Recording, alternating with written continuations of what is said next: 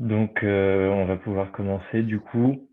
Euh, Bonsoir à tous. Merci d'être présents pour ce dernier webinaire de l'année organisé par la Chaire Grande Consommation de l'ESSEC. La Chaire Grande Consommation de l'ESSEC organise ces webinaires depuis maintenant 2 ans, depuis l'année dernière, euh, avec pour thème la consommation responsable de demain, pour thème général. On organise ça avec Chloé Motard, qui est également étudiante à la chaire, et moi-même. Maintenant, je vais passer la parole à Chloé. Bonjour, Chloé, aussi étudiante à l'ESSEC. Aujourd'hui, on a la chance de recevoir Christiane Lambert, qui est la présidente de la FNSEA, donc la Fédération nationale des syndicats d'exploitants agricoles, et qui va nous parler de ce que font les agriculteurs engagés pour répondre aux demandes des consommateurs. Donc bonjour Christiane, et encore un grand merci d'avoir accepté de participer à cet événement. Juste avant de vous laisser la parole, je vais laisser Loïc se présenter, nous parler un petit peu plus de la chaire grande consommation et du déroulé de ce webinaire. Merci Chloé, merci Edouard, bonjour à tous, bonjour Christiane, ravi de vous accueillir ce soir avec nous pour ce qui est le dernier webinaire de la saison. Et effectivement, moi je voulais juste vous expliquer un peu comment ça va se passer. Donc concrètement, Christiane Lambert va faire une petite présentation d'une petite demi-heure et ensuite on aura libre cours aux questions, donc toutes les questions que vous vous posez et que vous voulez poser à Madame Lambert. Au sujet des problématiques du monde agricole. À la Chaire Grande Conso, on a l'habitude de travailler beaucoup avec des entreprises de l'aval, donc des fabricants et des distributeurs. Et aujourd'hui, on a la chance effectivement d'essayer d'appréhender un peu mieux les problématiques de l'amont, qui sont tellement stratégiques effectivement aujourd'hui. Le ton qu'on a voulu donner au démarrage de ce webinaire, c'est le ton de ce webinaire, c'était vraiment d'accueillir un témoignage et d'écouter. Donc, on est dans l'écoute, on est dans la compréhension des messages. Et concrètement, si vous voulez n'hésitez pas à commencer à poser vos questions dès maintenant à Christiane Lambert et on vous donnera la parole en fait à la fin de la présentation pour que vous puissiez ouvrir votre micro, vous présenter et poser votre question directement. Donc, merci beaucoup, Madame Lambert, vous pouvez démarrer dès maintenant votre présentation. Merci à vous. Bonjour à toutes et à tous. La visio nous permet d'être en contact avec beaucoup de gens un petit peu partout, mais sans se voir et c'est frustrant, mais il faut s'y faire. J'ai noté quand même les belles annonces du Premier ministre qui ont dû vous réjouir, comme moi, puisque nous allons bientôt être un petit peu plus libérés. Nous allons dans le bon sens, mais l'année scolaire se termine. Merci pour l'invitation. Merci à Edouard de Noël et à Chloé Moutard pour l'invitation et la préparation que nous avons pu faire ensemble. Merci aussi à vous, Monsieur Loïc Danel. Alors, je suis très heureuse d'être devant vous parce que j'attache beaucoup d'importance à la transmission des savoirs. Pas seulement parce que je suis mère de famille, de 3 enfants qui ont fait des études supérieures et je mesure la chance qui est la vôtre de faire des études supérieures, mais parce que nous sommes dans un métier, l'agriculture, qui est très attaché au savoir-faire et à la transmission des savoir-faire. L'agriculture est un grand secteur pour l'économie française et pour notre pays. Et les agriculteurs sont engagés depuis toujours pour répondre à la demande des consommateurs. Alors au début, c'était à l'échelle d'un village, on vivait en autarcie, puis à l'échelle d'un département, d'une région, d'un pays. Aujourd'hui, les échanges d'alimentation sont internationaux et il est important de voir quand même que les Français restent attachés à leur alimentation avec un approvisionnement de proximité. Ça s'est beaucoup manifesté pendant le confinement, mais on va y revenir. Alors, je ne sais pas comment je fais pour dire à qui de cliquer pour passer les diapos. C'est vous, Edouard ou... Oui, c'est moi, vous pouvez me le dire et je passe. Alors, je fais ça ou vous comprenez qu'il faut enchaîner. Ça va y aller. Donc, voilà. Alors, on enchaîne.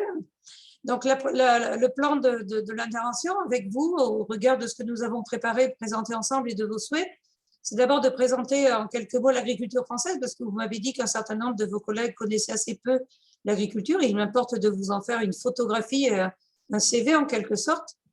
Vous dire en quelques mots qu'est-ce qu'est la FNSEA, puis quels sont les points forts et pourquoi l'agriculture française est en train de dévisser en ce moment, et ensuite quels sont les leviers à actionner pour reconquérir la souveraineté alimentaire et décliner par exemple en termes de puissance publique, de politique publique et d'accompagnement des agriculteurs dans un contexte d'adaptation au changement climatique qui s'impose à nous tous. Alors d'abord, l'agriculture française. L'agriculture française, elle est un secteur puissant dans le secteur économique, puisque c'est le troisième solde commercial français.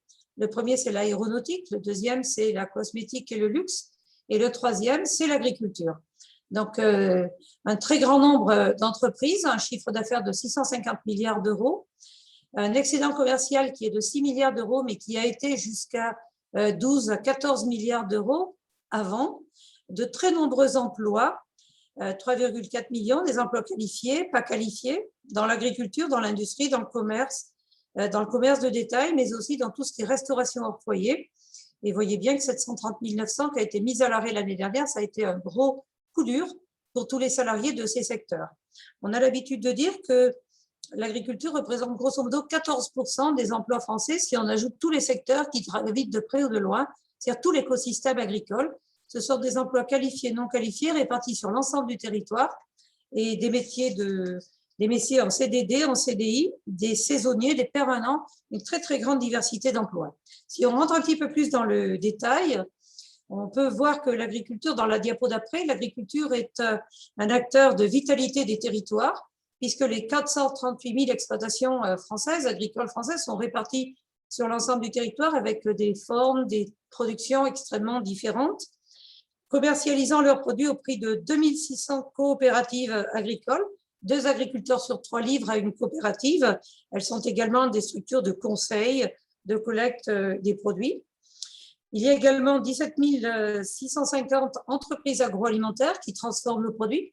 Un certain nombre de produits sont consommés bruts, comme les fruits, les légumes, et d'autres produits ont besoin d'être transformés, les produits laitiers, la viande, même un certain nombre de légumes, de biscuiteries, etc. Et l'agriculture compte énormément de PME. Il y a de très grandes entreprises, mais c'est un tissu très dense de PME qui se remettent beaucoup en question, qui créent, qui innovent et qui accueillent aussi beaucoup de jeunes dans leur rang. Les commerces alimentaires et généralistes, qui sont très nombreux, qui ont été redécouverts par les Français pendant le confinement, 12 000 supermarchés, 3 000 drives qui sont en croissance forte et beaucoup de commerces de proximité, notamment en centre-ville.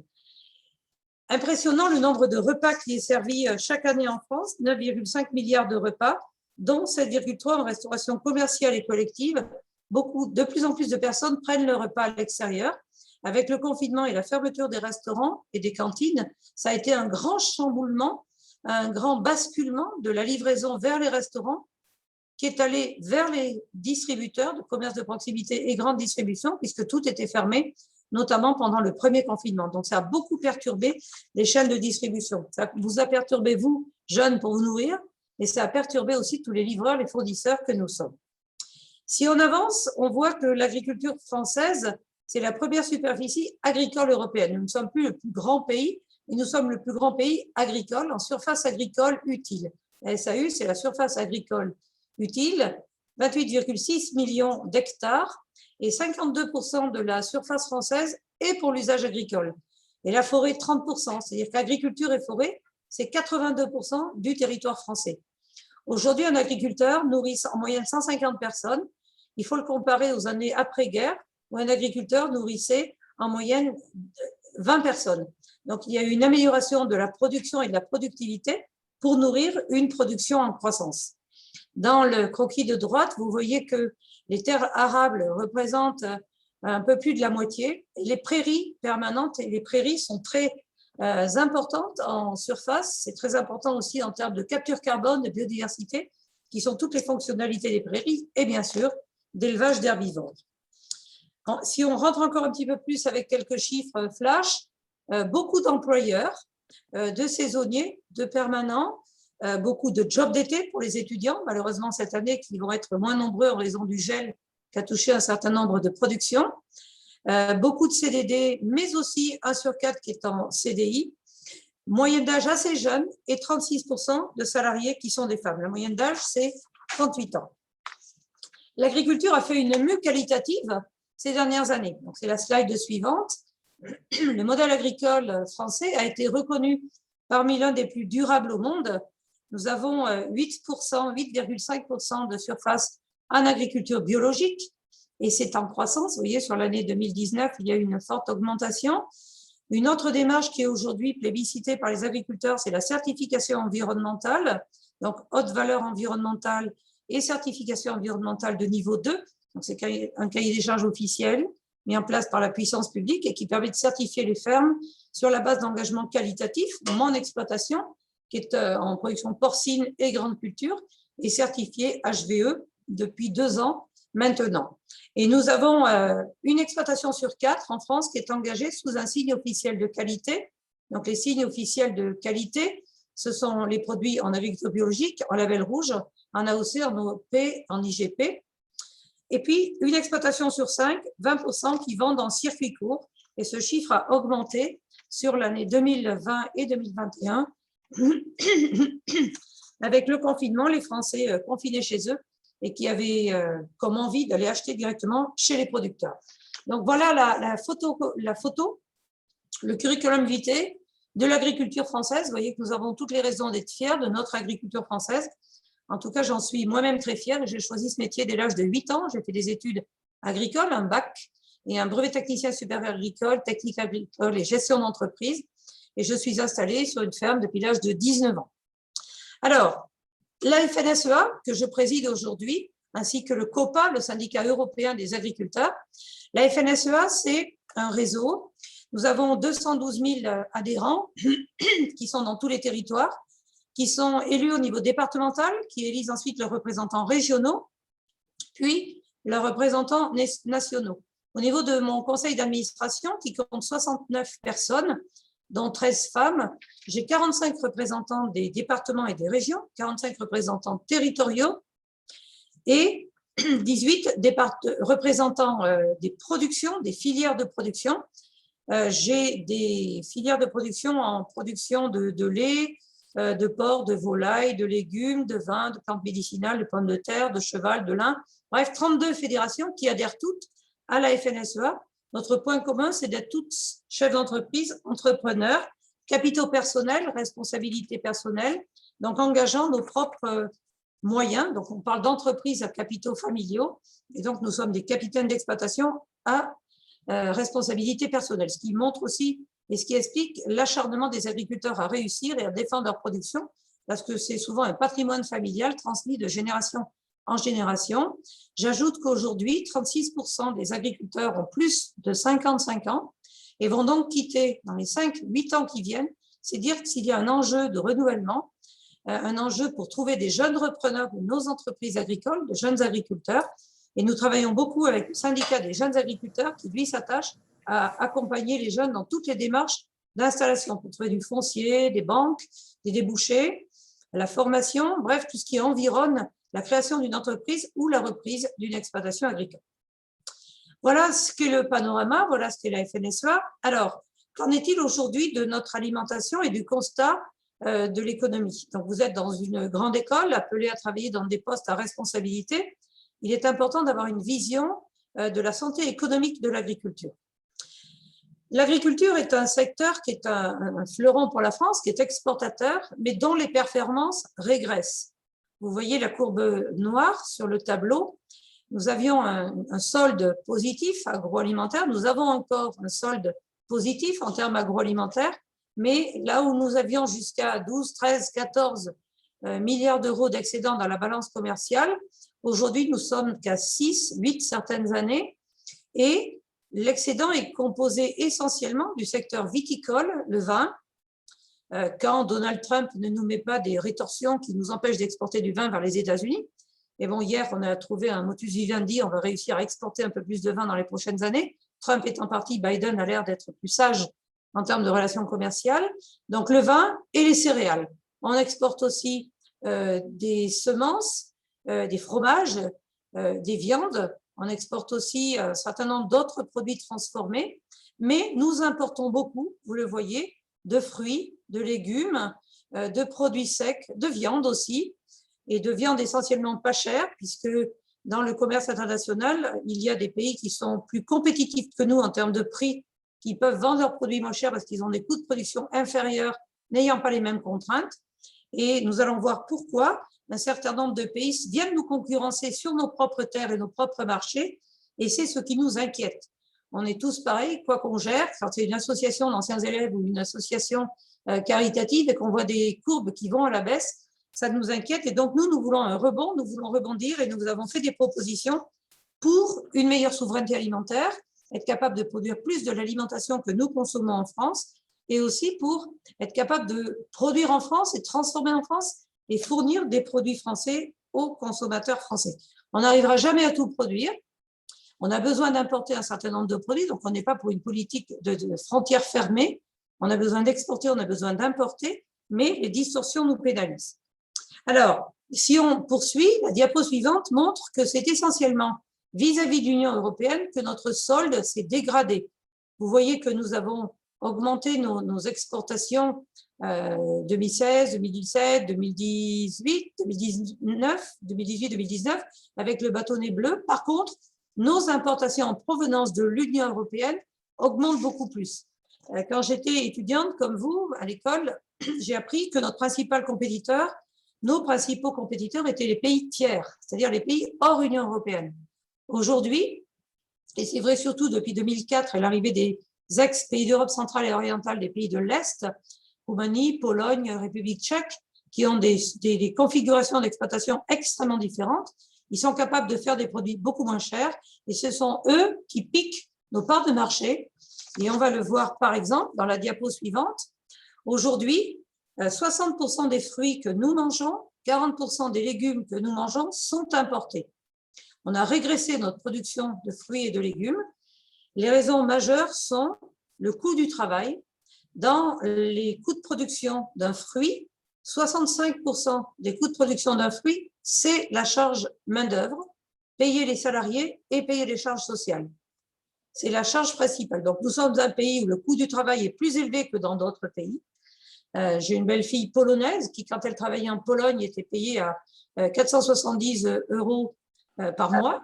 Vous connaissez le tarif du SMIC en France. Donc, on n'est pas du tout sur les mêmes tarifs. Cueillir des pommes en Pologne, qui est un grand pays producteur de pommes, ça coûte beaucoup moins cher que de le faire en France. Donc, la compétition fait que nous importons de plus en plus de fruits. Donc, on a perdu du verger français. Mes collègues ont fait faillite, ont arrêté leur production. On mange toujours autant de fruits, mais ils sont importés. Ça dégrade la richesse économique de la France. Idem pour les légumes, en moins grave. Sur les 15 dernières années, la France a perdu 14% de ses légumes et l'Allemagne a augmenté sa production, sa surface cultivée en légumes de 40% et les Pays-Bas de 25%. Donc, d'autres pays, voyant la demande alimentaire augmenter, ont fait de ces secteurs agricoles des secteurs stratégiques ayant augmenté leur propre production. Tout à l'heure, je vais vous montrer qu'on importait de plus en plus de viande. 60% des poulets qui sont consommés en restauration hors foyer sont importés. Ce n'est pas vrai en grande surface, majoritairement les poulets et la viande de volaille qu'on achète est française, mais en restauration hors foyer, en cantine, que ce soit les cantines scolaires, d'école, de l'armée, les cantines militaires, les cantines de l'hôpital, ce sont majoritairement des poulets importés. Pourquoi? Parce qu'ils sont moins chers. Le coût matière d'un repas dans les cantines est bouclé à 1,40 €. Et pour ce prix-là, évidemment, c'est très difficile pour les responsables des économas de mettre des produits français. Donc, c'est une chaîne globale de décision qu'il faut repenser. Les importations de fromage ont augmenté de 40% depuis 2011 et les vins français sont très présents dans le haut de gamme. Nous exportons beaucoup vers Royaume-Uni, Allemagne, Belgique, mais aussi USA, Chine.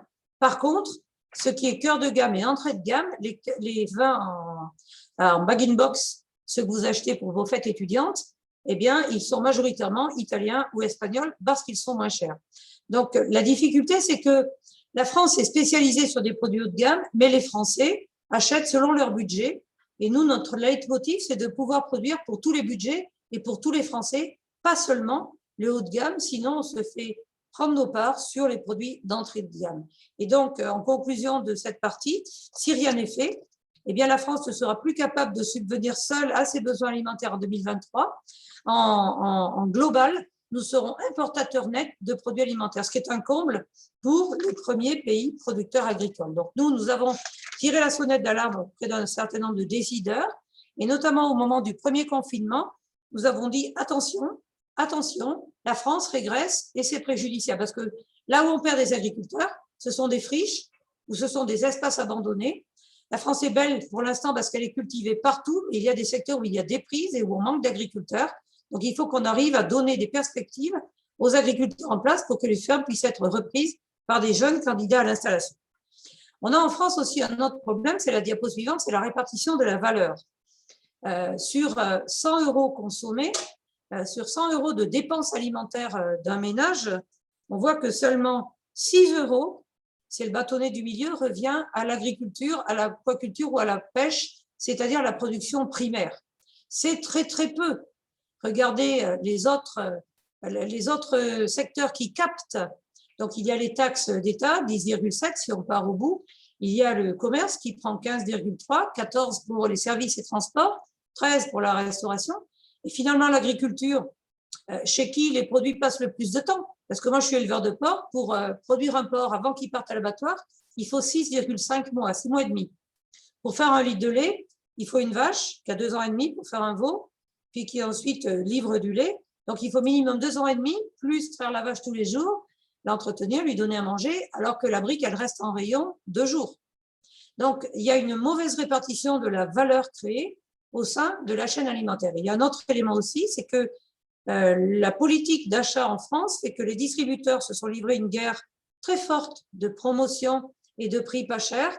Et les Français qui consommaient il y a 20 ans, qui consacraient il y a 20 ans 20%, grosso modo, à 25% de leur budget à l'alimentation, ne consacrent plus aujourd'hui que 13,4% de leur budget.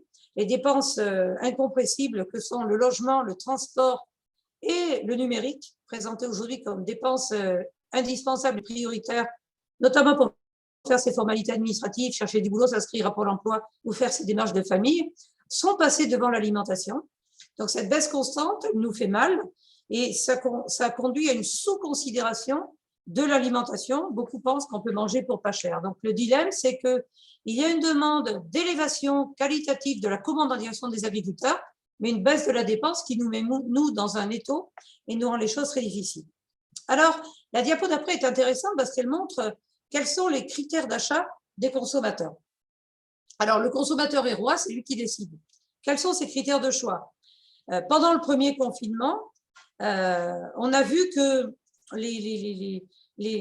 historiquement, quand on interroge les consommateurs, le prix reste le premier critère d'achat. Combien ça coûte, rapport qualité-prix, mais surtout prix, même s'il y a une demande pour plus de qualité. Pendant le premier confinement, on a vu quand même que les habitudes et les promotions restaient les facteurs déterminants.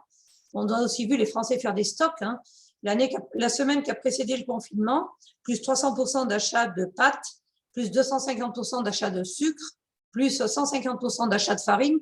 Les Français ont acheté des produits secs, stockables et ont rempli leur placard. Ça et du papier toilette ont été les produits phares, les produits achetés beaucoup par les Français. Et puis la semaine d'après, ils ont eu envie de frais. Donc, ils sont allés plutôt acheter des produits frais, du lait, des yaourts, des steaks hachés, beaucoup. Steaks hachés, yaourts, lait, crème, beurre, fromage blanc, pâte à la carbonara ont été les succès du premier confinement. Et puis, on a vu peu à peu que les produits bons pour la santé et l'origine des produits sont également des critères qui montent. Et au point d'ailleurs que pendant le deuxième confinement, on a enregistré, et c'est Kantar qui l'a sondé, que l'achat qualitatif pour ma santé était un facteur crescendo. Ça, c'est très important parce que c'est pour nous producteurs un espoir de prix meilleur et d'achat non plus zoomé sur les produits pas chers venant d'ailleurs, mais c'est des produits français dont chacun sait que la qualité sanitaire est irréprochable. On voit aussi que l'aspect plaisir est quelque chose qui est assez marqué et qui est remonté. Se faire plaisir pendant le confinement quand on n'avait rien à faire sauf cuisiner et télétravailler. Donc, manger des produits français, c'est la garantie de manger des produits de qualité sanitaire irréprochable, frais, puisque de proximité.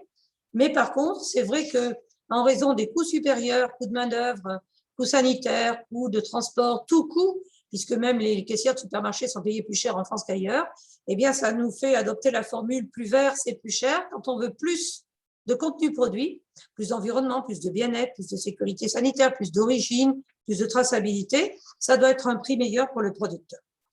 Alors, face à ces constats, notre ambition, c'est vraiment de reconquérir, la diapo suivante, reconquérir la souveraineté alimentaire, c'est-à-dire être capable de mieux saturer les besoins des Français et en même temps de répondre aux défis du changement climatique qui nous impacte énormément. On y viendra à la fin. Alors, d'abord, Ce que nous avons fait pendant le confinement, il faut dire, et puis ça a été salué par tous les gouvernants, c'est que la chaîne alimentaire a tenu. Le président de la République, le 12 mars, quand il a annoncé que le confinement allait bientôt arriver, la semaine suivante, il a dit « Confier notre alimentation à autrui serait folie ». Il a dit « Confier notre alimentation et notre santé à autrui serait folie ». On commençait à manquer de masques, à manquer de respirateurs, à manquer de gel, on manquait de tout, mais on n'a pas manqué d'alimentation. Donc la chaîne alimentaire a tenu. Les agriculteurs ont continué à travailler, même plus, puisque c'était le printemps, c'était la période des semis, des premières récoltes de fraises, d'asperges, etc., de fleurs, beaucoup, mais ça se mange moins. Et donc, pendant ce confinement, le premier enseignement qu'on a tiré, c'est que les Français ont redécouvert le plaisir des produits frais français. Beaucoup ont privilégié l'origine France, beaucoup ont recherché ces produits-là, beaucoup sont allés chez les producteurs, 1 à 2 fois, 3 fois par semaine, c'était la sortie avec les enfants. Et puis, les Français ont affirmé une opinion plus positive des agriculteurs aussi. Un récent sondage conduit par BVA, commandé par #AgriDemain et Crédit Agricole, qui date de mai 2011, donc il est récent, montre que les agriculteurs sont passés de 59% d'indice d'approche de jugement positif à 71%. Donc, on a gagné 12 points de considération. Ça nous fait du bien. Ça ne nous paye pas toujours 1 euro dans le porte-monnaie, mais c'est bien d'être considéré par les Français. Donc, déléguer notre alimentation, c'est une folie, a été aussi un formidable encouragement pour les agriculteurs. La reconnaissance de la nation par la voix du président de la République, il a dit plusieurs fois, qui est allé aussi visiter une serre tomate en Bretagne capable de livrer beaucoup et des produits sains, puisque c'était une serre de tomates cultivées sans pesticides. Mais ça a révélé aussi un certain nombre de fragilités. On a manqué de main-d'œuvre, on a manqué de bras. On a lancé une opération qui s'appelait #des bras pour ton assiette, puisqu'on cherchait des cueilleurs, des personnes pour conduire les tracteurs, les engins, etc. Et on a eu la satisfaction de voir que plus de, combien déjà, 30 000 personnes s'étaient manifestées pour s'inscrire. On a aussi voulu répondre à tous les marchés et on l'a dit, les agriculteurs français se sont vraiment décarcassés, on met en place des click and collect, on changé toute la présentation, le conditionnement, des petits conditionnements et plus des gros, etc., etc. Bref, on a été au rendez-vous, les Français n'ont manqué de rien. Certains produits ont même connu de gros essors et restent encore en accroissement de part de marché. La raison pour laquelle on veut réussir, c'est aussi pour permettre de dégager un revenu. C'était le dernier point de la diapo d'avant, pardon, excusez-moi. Donc, quand même, améliorer le revenu des agriculteurs, dont on voit qu'il est quand même en panne dans beaucoup de secteurs d'activité, essentiellement en raison de la pression de prix exercée par les distributeurs et de la concurrence étrangère que nous livrent un certain nombre de compétiteurs. Par exemple, la Russie est devenue un très, très grand pays producteur de blé.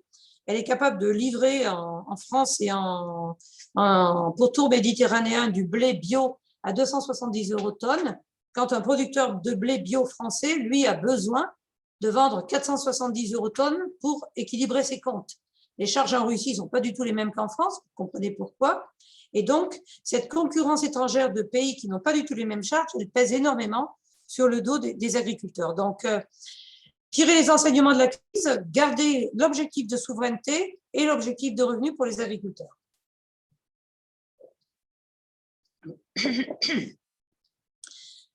Nous faisons le choix d'une approche positive. Quand on est syndicaliste, il ne faut pas être plaintif, il faut regarder l'horizon, élever le nez un petit peu du guidon et regarder qu'est-ce qu'il y a comme perspective pour guider nos agriculteurs. Indéniablement, il y a aujourd'hui un contexte favorable à l'agriculture. La reconnaissance de la nation, un certain nombre de décisions qui ont été prises, la meilleure considération des Français, l'attachement des Français qui vont partir plus en France, qui vont redécouvrir des terroirs, des produits, se faire plaisir avec l'alimentation à la française, ça, ce sont des atouts que nous voulons vraiment garder comme atout essentiel. Pour 82% des Français, la rémunération des agriculteurs joue un rôle également dans leur décision d'achat. Ça, c'est quelque chose de très important. Quand il y a 2 produits, dont un français, même si le prix est important, si l'étiquetage France est bien mentionné, beaucoup d'entre eux préfèrent l'étiquetage France. Et si en plus, il est indiqué qu'il rémunère mieux le producteur, c'est un élément de satisfaction supplémentaire. Alors, beaucoup d'études ont montré aussi que l'alimentation est un marqueur de bonne santé. Les personnes à santé fragile ont été plus touchées par le Covid. Ça s'est peut-être moins vu en France, ça s'est beaucoup vu aux États-Unis, notamment avec les populations noires ou immigrées. Ça s'est beaucoup vu au Brésil, en Amérique du Sud ou ailleurs. Ça s'est beaucoup vu en Inde, où les populations pauvres des bidonvilles ont plus souffert.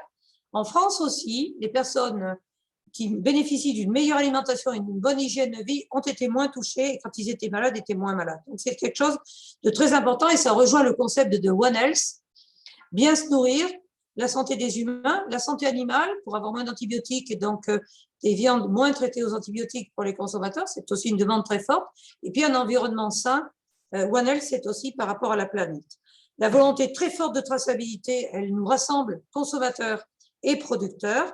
L'origine France, à la fois dans les projets alimentaires territoriaux, les fameux PAT. Vous savez que la loi alimentation impose d'avoir 50% de produits locaux, dont 20% de produits bio et des produits à impact environnemental positif. Donc, c'est quand même quelque chose qui vise à favoriser le patriotisme alimentaire avec un objectif de proximité d'emploi et de santé. Et c'est aussi, disons-le, un attachement fort à la gastronomie.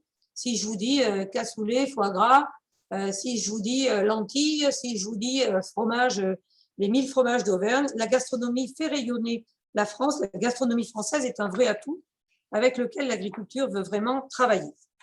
Et donc, pour faire ce défi, pour réussir l'ensemble de ce défi, la volonté de la FNSEA, c'est vraiment, avec toutes nos organisations partenaires, d'emmener les agriculteurs vers une triple performance. C'est un petit peu ce qui est imposé à tous les secteurs. Regardez ce qui se passe pour l'automobile, l'aéronautique, le luxe, les produits d'entretien. Bref, on est tous à avoir une exigence de performance économique, bien sûr. Étant entrepreneur, on doit équilibrer les comptes, sociales et environnementales, c'est-à-dire répondre aux aspirations qui sont devant nous aujourd'hui. Et dans un contexte de changement climatique, ce qui crée une nouvelle donne qui change véritablement les choses. Donc, pour nous, il faut continuer à produire plus. La population française augmente, la population européenne augmente, la population mondiale augmente. Il y a certains pays qui n'arrivent pas à produire toute leur alimentation. Donc, il faut être capable aussi de produire et d'exporter. Et parce que nous importons, nous avons besoin d'exporter. Donc, développer la capacité à produire, mais en mettant en œuvre des pratiques qui visent à l'atténuation et l'adaptation au changement climatique. Donc, c'est ce qu'on appelle l'agriculture triplement performante, l'agriculture régénérative, l'agriculture à haute valeur environnementale, bref, tous ces modes d'agriculture vers lesquels on tend et qui permettent de mieux répondre. Bien sûr, il faut maintenir les performances économiques des exploitations pour dégager des revenus, payer nos salariés et avoir un revenu en tant qu'agriculteur, et puis répondre aux nouvelles attentes, parfois contradictoires, de la société et des marchés. Réduire l'usage des produits phyto, utiliser moins d'antibiotiques, mais on a déjà compensé. Donc, c'est la diapo suivante, puisque quand on regarde aujourd'hui, sur les 10 dernières années, on a déjà une forte diminution des antibiotiques utilisés pour les animaux d'élevage. Moins 45% en 10 ans, quand d'autres pays, par exemple comme l'Espagne, ont augmenté de 20%. Donc, les agriculteurs, les éleveurs français ont énormément mis en œuvre la biosécurité en élevage pour avoir des meilleures conditions sanitaires et donc avoir moins recours aux antibiotiques. C'est bien pour les animaux, c'est moins de stress et c'est donc une meilleure croissance. C'est bien pour les humains parce que ça améliore, ça limite l'antibiorésistance et ça améliore la capacité à soigner les humains et il y a moins de résidus ensuite pour la planète. Au niveau de sécurité sanitaire des productions, puisque dans tous les domaines, on essaye de réduire le recours aux produits chimiques pour intervenir dans nos champs ou dans nos prophylaxies. On a de plus en plus recours aux produits biocontrôle, qui sont des produits à moins forte rémanence et à moindre impact. Nous développons des démarches de progrès en termes de bien-être animal. Tous les plans de filière qui ont été mis en place suite à la loi d'avenir comportent des engagements obligatoires de meilleur bien-être en élevage. Donc, c'est encadré par une réglementation européenne, des directives européennes sur le bien-être qui sont déclinées en France. La France est reconnue comme le pays qui met le mieux en œuvre les directives bien-être et on continue à avancer. Vous avez vu un certain nombre de votes qui ont eu lieu la semaine dernière au niveau du Parlement européen. La demande sociétale est forte, mais par contre, faire des bâtiments avec plus de bien-être animal, ça coûte plus cher. Par exemple, dans mon élevage, nous faisons un test actuellement pour avoir des truies qui, lorsqu'elles font leurs petits, sont en salle de mise bas, dans des salles où elles peuvent être bloquées 5-6 jours pour ne pas écraser leur porcelet, puis ensuite en liberté avec leur porcelet. C'est 25% de surface en plus. Donc, c'est comme les appartements. Quand vous louez un appartement qui fait 25% de mètres carrés en plus, il est plus cher. Pour construire une salle de mise d'eau qui est 25% de mètres carrés de plus, c'est plus cher. Donc voilà, plus vert, c'est plus cher, on y revient. Donc le bien-être, ça a un prix aussi. Il faut qu'on puisse le valoriser auprès des consommateurs en le faisant savoir et en l'étiquetant. Donc on a des diagnostics bien-être, on a des feuilles de route bien-être et on a des outils d'évaluation et des formations pour aussi améliorer nos pratiques. On a développé tous les modes de production respectueux de l'environnement. Il y a un vrai essor du bio et c'est bien, il faut continuer. 8,5% et la France est fixée comme objectif de doubler d'ici 2025. C'est énorme, hein, passer de 8,5 à 15, c'est très important. L'Europe veut aller plus vite, mais le marché ne suit pas pour l'instant. Ce qui est très important, c'est que les consommateurs restent fidèles par leurs actes d'achat pour qu'on puisse continuer à se convertir en bio. Parce que pour produire bio, il faut vendre plus cher. C'est plus compliqué, il y a moins de volume.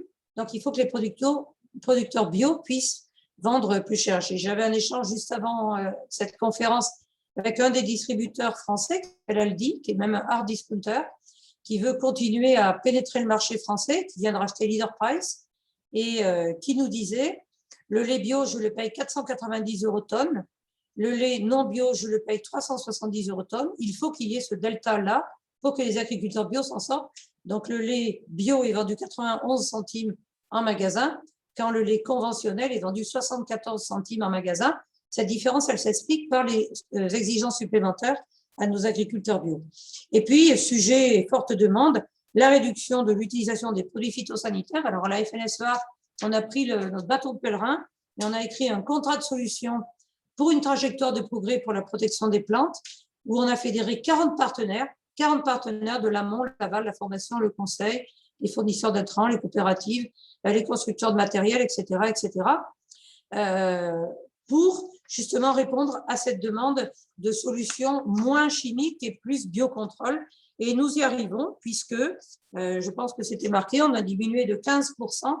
Donc, les produits les plus toxiques, CMR1, c'est-à-dire cancérogènes, mutagènes et reprotoxiques, de catégorie 1 et moins 18% sur la deuxième catégorie.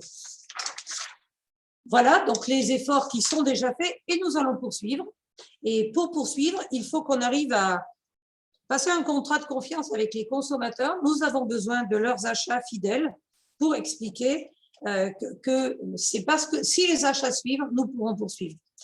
Aujourd'hui, par exemple, en production de lait bio, tout le lait produit en bio n'est pas vendu au prix bio. Une partie du lait produit par les vaches en bio est vendue au prix conventionnel parce qu'ils ne trouvent pas de débouché. Idem pour des pommes. Donc, il faut vraiment que les consommateurs aient conscience que quand ils pensent une commande qualitative pour mettre en route une vache, un verger, etc., il faut honorer la commande à la fin, sinon les producteurs ne s'y retrouveront pas. Comment faire? Pédagogie du prix d'alimentation, d'abord éducation à l'alimentation.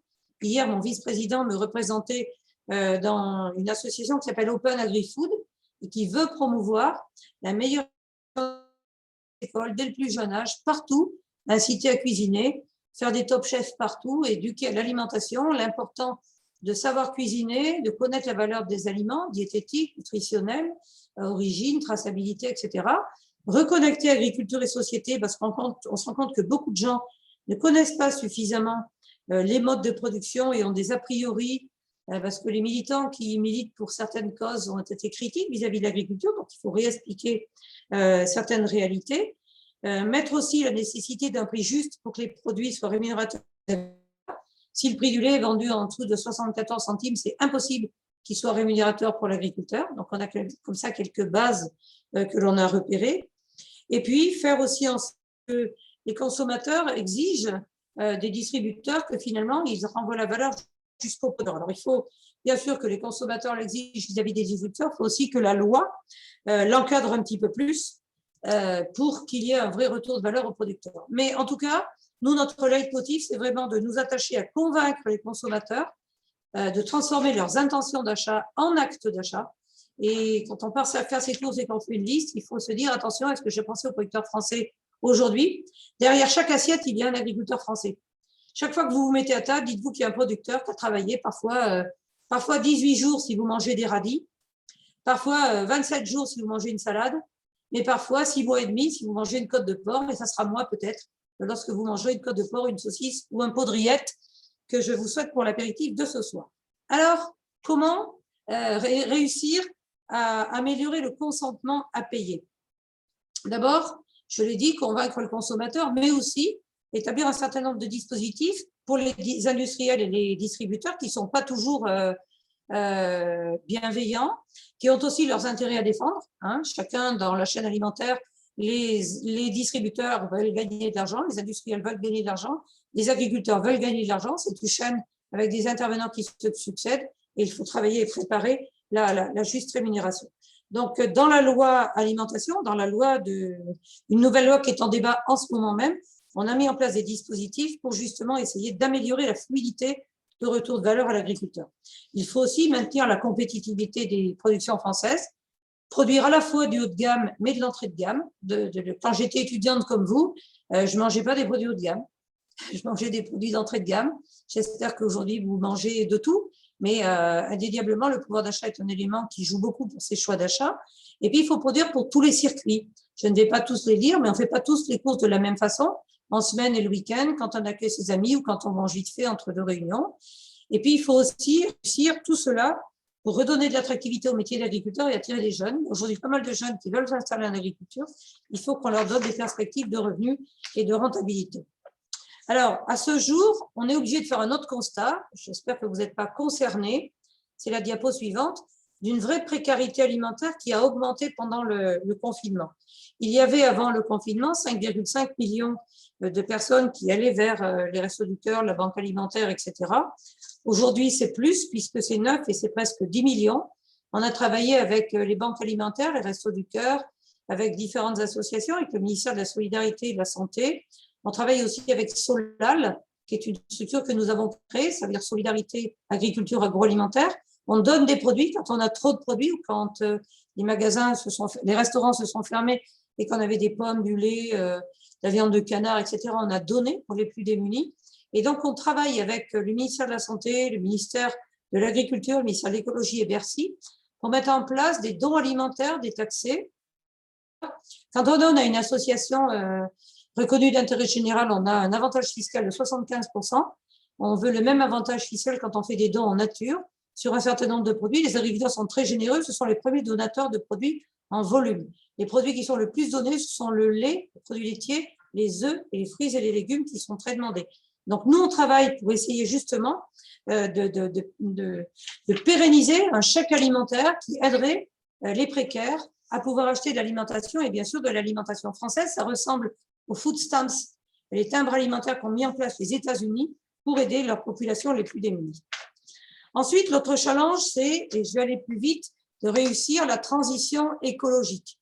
Alors peut-être, excusez-moi, les conditions de réussite, il y a les politiques publiques et l'adaptation au changement climatique. Pour réussir la souveraineté alimentaire, il y a une diapo, 2, c'est saisir l'opportunité du plan de relance. Vous avez vu que nos dirigeants européens se sont mis d'accord pour dire on fait un plan de relance européen. Donc, il y a 10 milliards qui sont venus à l'échelle, 100 milliards qui sont venus à l'échelle de la France pour le plan de relance, dont 1 milliard est venu vers l'agriculture. Les agriculteurs ont été très réactifs et investissent. Prévention des risques sanitaires, prévention du changement climatique, bien-être animal, investissement dans des nouveaux matériels pour faire la transition, utiliser moins de phyto. Bref, les agriculteurs sont très réactifs. Mais pour réussir, il faut aussi lutter contre les distorsions de concurrence. Exiger la traçabilité, c'est très important parce que comme nos produits ne sont pas faits dans les mêmes conditions, on veut que les gens connaissent la traçabilité, se disent si j'achète français, vraiment toutes les exigences sont remplies.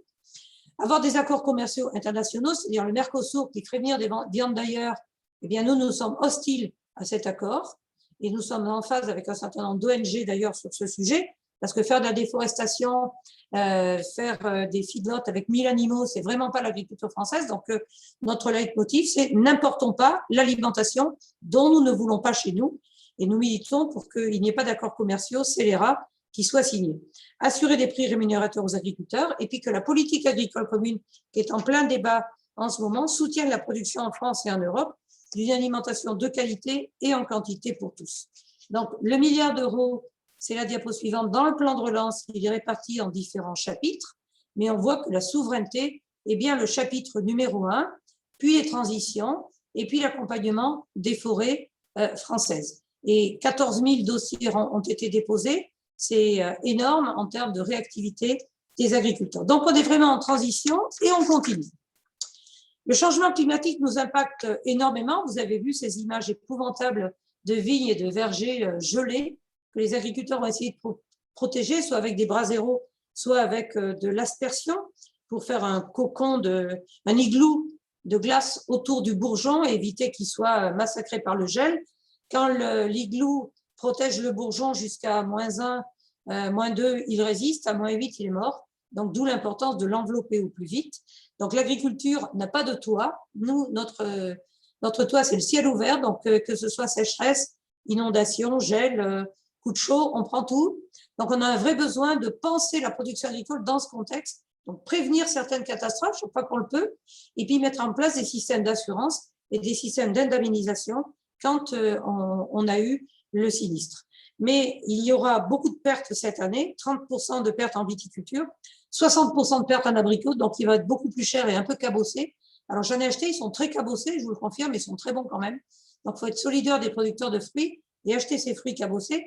Un certain nombre de distributeurs ont mis d'ailleurs en place des démarches et on les en remercie. Et donc, pour réussir dans le contexte de changement climatique, nous, on veut combiner des outils de prévention, protéger chaque fois c'est possible. C'est vrai que les cultures sous serre n'ont pas les mêmes aléas climatiques, donc il faudra peut-être les développer davantage, et puis des outils de gestion des risques et d'indemnisation. Et par rapport au changement climatique, c'est la diapo la dernière, là par contre, il y a énormément de challenges pour l'agriculture. D'abord, autour de l'énergie, quitter le fossile, ça suppose de trouver des alternatives. L'énergie verte, la biomasse, toutes les énergies renouvelables agricoles, mieux gérer les risques, je l'ai déjà dit, l'origine France, parce que c'est mieux pour l'empreinte carbone également. Aujourd'hui, on parle de marché carbone aux frontières, on parle de taxer le carbone importé. Nous le souhaitons, parce que comme nous sommes contraints de réduire l'empreinte carbone, s'il vient des produits venant d'ailleurs qui ne respectent rien, on est en distorsion de concurrence. Et en plus, déforester ailleurs et importer chez nous, c'est un vrai non-sens. Et enfin, tout le monde le comprend. Bon, la rémunération des agriculteurs pour les engagements qualitatifs, parce que sinon, ça va les dissuader, puis ils vont revenir à des pratiques moins vertueuses. Trouver des solutions adaptées dans chaque territoire. Moi, je suis originaire du Cantal. Je suis aujourd'hui dans le département du Maine-et-Loire. Ce sont deux départements très différents. Les solutions ne sont pas les mêmes quand on est en Alsace ou quand on est en Bretagne, quand on est dans les Cévennes ou quand on est dans le Berry. Donc, c'est vraiment les locaux qui doivent trouver les meilleures façons de s'adapter. Prévenir sécheresse et irrigation. Beaucoup d'autres pays ont mis en place des itinéraires culturaux et surtout des stockages d'eau qu'en France sont trop polémiques. Donc, on a besoin d'avoir plus de possibilités de stocker d'eau. Et puis aussi et surtout investir dans une agriculture innovante avec plus de sélection variétale, de sélection génétique, du numérique, on met des sondes capacitives dans nos sols. On est capable de mesurer en instantané la quantité d'eau dont disposent les racines de nos plantes. On est capable d'évaluer l'évapotranspiration des plantes chaque jour. Donc, ces outils et ces capteurs de données nous aident à faire ce qu'on appelle l'agriculture de précision, à raisonner mieux, connaître plus les données, raisonner mieux et intervenir avec beaucoup plus de précision dans un intérêt économique et environnemental bien pensé. Donc, on compte beaucoup sur la recherche et le développement. Et puis, un sujet hautement important, lutter contre l'artificialisation des terres et garder des terres agricoles, c'est quelque chose d'essentiel. Toute dernière diapo, le carbone. Vous savez que tout le monde vise l'économie zen, zéro émission nette à horizon 2050. Les objectifs de neutralité ont été révisés à l'horizon 2050. C'est très court. Et donc, si on veut y arriver, il faut un triple challenge, diviser par 6 les émissions de gaz, multiplier par 3 notre puits de carbone et décarboner entièrement notre consommation d'énergie. On a besoin de tous les secteurs, mais l'agriculture, indéniablement, a sous ses pieds, dans les sols, dans ses pratiques, dans ses usines, dans ses élevages, toutes les solutions. Et c'est ce qui me fait dire que demain, l'agriculture verdira l'industrie, l'agriculture verdira l'économie parce que les solutions sont davantage dans notre secteur que dans d'autres secteurs. Et tout ça, on l'a mis dans un livre voilà, que vous avez, que j'enverrai à Chloé et à… Comment il s'appelle ? Édouard, pardon, mais aussi à Loïc que je vois, puisque c'est un petit peu c'est notre programme voté par le congrès de la FNSE à 98% des voix, donc c'est un plébiscite. Et il y a là derrière tout ce qu'il faut faire pour réussir la transition climatique, écologique de l'agriculture française. Je vous remercie. Merci C'est beaucoup. nous qui vous remercions. Merci beaucoup pour votre Euh, intervention. Il y aura, on a un petit peu été plus loin que ce qu'on se pensait en termes de temps, donc, mais on a quand même la place pour 2 ou 3 questions. Je pense que Paul avait une question, s'il est encore là. Paul, je vous laisse ouvrir votre micro, vous présenter et poser votre question à Christiane. Oui, bonjour, donc Paul. Moi, je ne suis pas étudiant à l'ESSEC, hein, ça fait 36 ans que je travaille. Je suis dans un laboratoire vétérinaire qui s'appelle CEVA, qui est un laboratoire français. Et en fait, oui, la question que je voulais poser à Madame Lambert, c'est par rapport à cette évolution vers une agriculture de meilleure qualité, hein, ce qu'on peut tous bien évidemment souhaiter, et donc particulièrement la partie bio.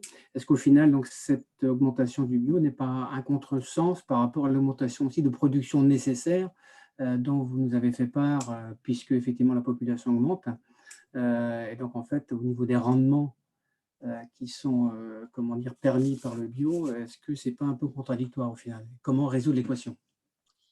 C'est certainement pour ça qu'il faut un objectif réaliste de production en agriculture biologique, même si les agriculteurs bio améliorent de plus en plus leur productivité et leur rendement.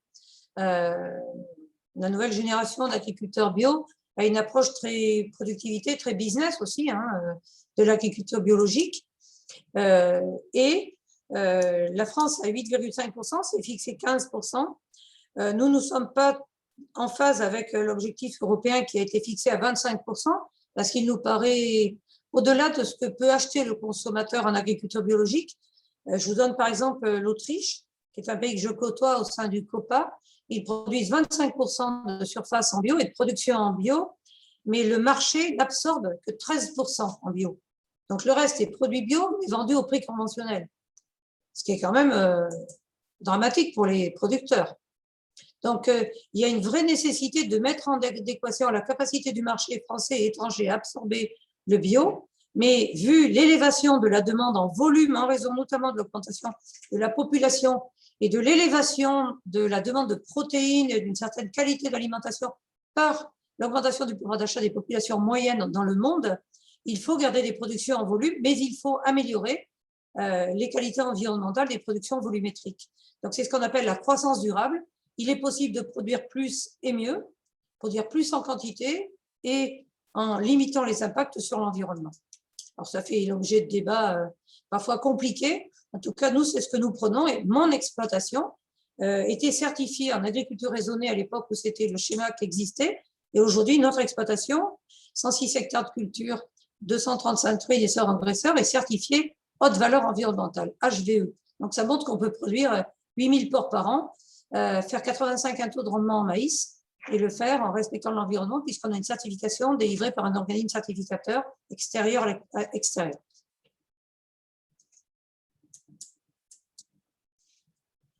Merci beaucoup. Maintenant, je vais donner la parole à Victor, si vous pouvez vous présenter juste avant de poser votre question, s'il vous plaît. Bonsoir à tous. Bonsoir Madame Lambert. Bonsoir. Je suis encore étudiant à l'ESSEC, j'ai fait la chaire à grande consommation l'an passé. J'ai vu toutes les mesures que vous présentez pour la transition écologique et comment les agriculteurs français participent à la transition écologique.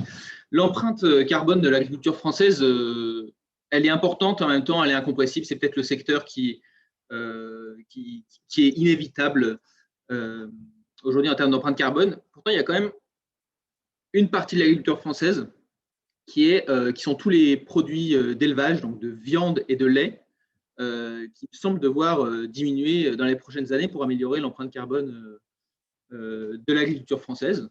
Voilà. Moi, je suis quelqu'un qui aime la viande et je ne suis pas du tout végétarien, mais je pense qu'il faut en consommer moins. Et donc, en tant que syndicaliste, mais aussi en tant qu'éleveuse, qu'est-ce que vous pensez de l'évolution de la filière d'élevage en France dans les prochaines années, à horizon 10-15 ans? Alors, la France, c'est 1% des émissions de gaz à effet de serre monde. L'agriculture est le 3e secteur émetteur. Agriculture plus agroalimentaire, parce qu'il faut transformer les produits. Nous avons réduit de 8% nos émissions de gaz à effet de serre sur les 15 dernières années. On a des possibilités de réduire encore en développant l'agriculture de conservation des sols, en travaillant aussi sur l'alimentation des animaux pour qu'ils émettent moins, On voit qu'il y a beaucoup d'innovations aujourd'hui pour réduire les émissions de méthane de la rumination des animaux. Mais oui, vous avez raison, les vaches, tous les ruminants continueront à ruminer, donc à émettre du méthane. Donc, en leur mettant un petit truc sur le museau, apparemment, on arrive à réduire de 30% les émissions. J'ai hâte que ça se déploie, que ça se développe et que ce soit accessible pour les agriculteurs. Nous, ce que nous disons, c'est qu'il faut regarder quel type de viande est consommée. Il y a des… D'abord, la viande d'Amérique du Sud n'a rien à voir avec la viande européenne. Je crois qu'il faut le regarder. Vous connaissez les feedlots américains, sud-américains. On n'a pas ça chez nous. En France, la taille moyenne d'un élevage français, c'est 60 vaches laitières et 65 vaches à viande. Donc, on a des tailles d'exploitation. Elles sont majoritairement nourries à l'herbe. 82% de leur alimentation, c'est du végétal produit sur l'exploitation. Donc, il ne faut pas regarder que l'empreinte carbone. C'est bénéfique pour la biodiversité. Si on n'a pas les prairies, on n'a pas la biodiversité. Une prairie naturelle, c'est 121 espèces prairiales. Donc, aborder que le carbone, c'est défavorable pour l'agriculture biologique d'abord, si on regarde que le carbone. C'est défavorable pour l'élevage, mais si on ajoute l'élément biodiversité, ça contrebalance. D'où l'importance d'avoir une approche globale. Et aujourd'hui, à propos de viande, le leitmotiv et la communication des filières viande, notamment la viande rouge, c'est en manger moins mais mieux. En manger moins mais mieux, c'est-à-dire choisir ces viandes, choisir des viandes de qualité, label rouge, etc., qui ont été élevées dans telle et telle condition. C'est-à-dire, on n'est pas forcément obligé de continuer à importer des aloyaux américains ou canadiens. On peut, sur des animaux français, se faire plaisir. Flexitarien, c'est aussi quelque chose qui a été mis sur leur fiche. Aujourd'hui, 40% des Français se déclarent flexitariens. Je crois qu'on l'est tous d'ailleurs, parce que avant, nos grands-parents mangeaient de la viande à tous les repas. Maintenant, on n'en mange pas à tous les repas, mais on en mange différemment. Donc oui, tendanciellement, il y a une baisse. Alors, pendant le confinement, la consommation de viande rouge a augmenté, ce qui est assez surprenant, parce que ça a été le steak haché plébiscité, ou la viande hachée plébiscitée, facile à cuisiner, les enfants l'adorent, ils ont l'impression d'être à la cantine, et puis c'est facile pour les mamans, etc. Et c'est pas noir ou blanc, quoi. Par contre, évidemment que s'il y a moins d'élevage, il ne faut pas qu'il y ait d'espace qui soit abandonné, parce que si on remet des espaces en friche, pas de vaches ou de moutons, les territoires y perdent. Donc c'est un dosage qu'il faut trouver. Oui, il faut protéger plus de légumineuses, plus de graines, parce qu'il y a aujourd'hui une demande de plus de protéagineux, de graines protéagineuses et de légumineuses en France. À l'Ouest, nous avons fait une association qui s'appelle LEGO, légumineuses de l'Ouest, du Grand Ouest, légumineuses du Grand Ouest, parce qu'on n'a pas envie que les graines viennent de quinoa d'ailleurs, pois de tel endroit. Donc, il faut continuer à produire de la viande, la produire en réduisant les impacts. Aujourd'hui, on a un diagnostic carbone en élevage qui s'appelle CAP2ER. On compte le carbone capté, le carbone émis, on fait le solde. Et en fait, beaucoup d'exploitations agricoles captent plus de carbone qu'elles n'en émettent parce qu'elles ont beaucoup de prairies et de cultures qui captent du carbone. Ce qui est important, c'est de parler en solde. Oui, les animaux émettent, mais oui, les prairies captent beaucoup. Et le maïs un hectare de maïs capte 2 fois plus qu'un hectare de forêt. Donc, les cultures, le blé, les betteraves, toutes les cultures captent du carbone aussi. Donc, il faut bien parler en solde. C'est très important. Voilà. Et à l'avenir, les Français disent qu'ils ne sont pas prêts à abandonner la viande. 89% disent « je ne suis pas prêt à abandonner la viande ». Quand on interroge les végétaliens, les végétariens, c'est 4-5%. Les véganes, c'est 0,4%. Donc, c'est vrai que médiatiquement, il y a des caisses de résonance énormes, mais en quantité, ce ne sont pas des populations très, très nombreuses. Mais par contre, leurs attaques font mal parce que comme leur leitmotiv, c'est inciter à manger moins de viande, ils font une communication très négative qui est très blessante pour les agriculteurs. Merci beaucoup. Moi, j'avais une question, du coup, on ne peut pas, je pense, y échapper, sur Egalim. Est-ce que c'est une réussite, Egalim? Et si oui ou sinon, quelles sont les raisons? Alors, en l'état, Egalim 1, la loi alimentation numéro 1, n'est pas une réussite. On avait envisagé un certain nombre de dispositifs, mais qui pour certains ont été contournés. Certains ont marché. L'encadrement des promotions, ça a marché, puisqu'ils ont l'obligation de ne pas vendre plus de 34% de produits en promotion. Par contre, ils ont inventé des tickets gratuits, des tombolas, des ci, des ça, pour attirer le chaland et faire quand même des tickets de réduction. Ils ont installé les distributeurs ont installé des plateformes à l'étranger pour échapper aux droits français et pouvoir négocier à l'étranger. Donc, ils ont contourné les lois. C'est pour ça que ça a été compliqué et que ça n'a pas marché.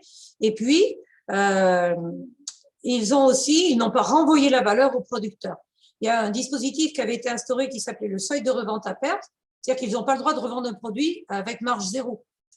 Quand ils achètent du Coca-Cola, des M&M's ou des produits phares comme ça, en général, ils le revendaient à zéro et ils prenaient leur marge sur le coco de Paimpol ou la pomme du Maine-et-Loire.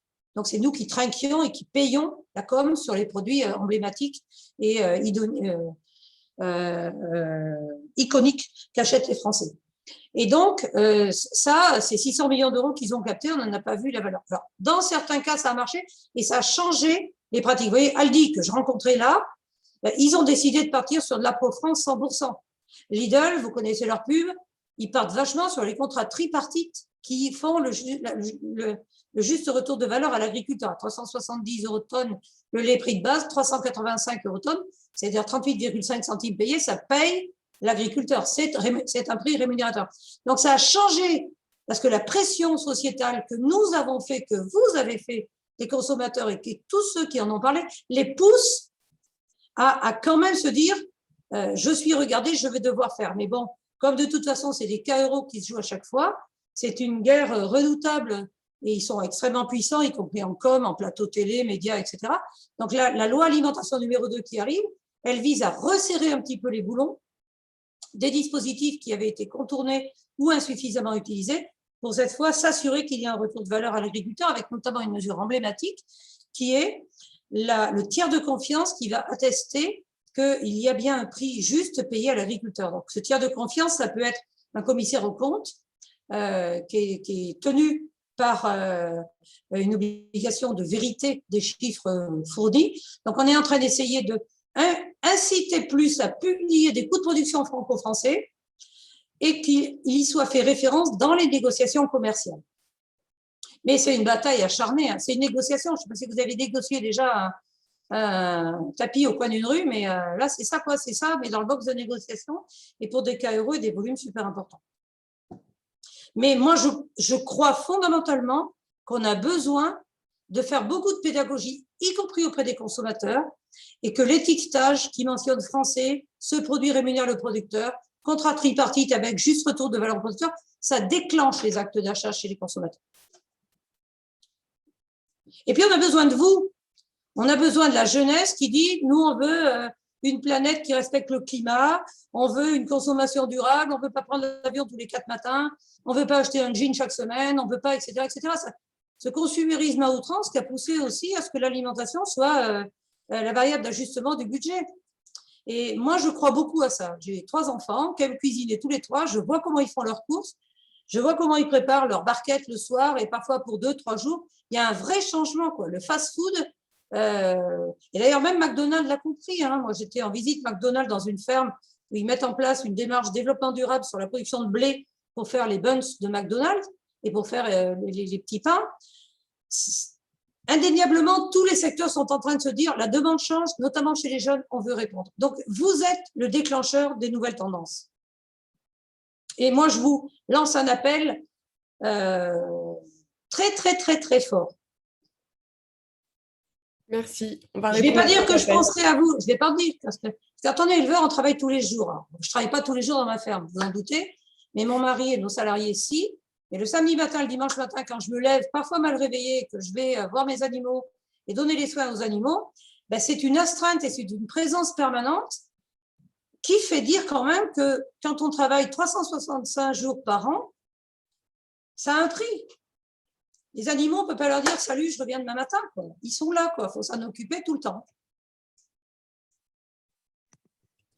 Merci. On va prendre une dernière question. Geoffroy, je vous laisse vous présenter et poser votre question et puis après, on va s'arrêter là. Bien, bonsoir. Moi, du coup, je suis futur diplômé d'une école d'ingénieurs agronomes. Ah. Et j'avais une question portant sur les OGM. On sait qu'ils sont utilisés en Europe, qu'on peut les importer et utiliser à des fins commerciales, mais pas notamment en France, les cultiver. Et j'aurais aimé savoir le regard porté la FNSEA et la position que vous aviez sur cette problématique. Vous êtes dans quelle école d'ingénieur, je donne? Je suis à Montpellier, Supagro. Ah, ma fille est à Agrocampus Ouest. Ce sont de très belles écoles. Pardon ?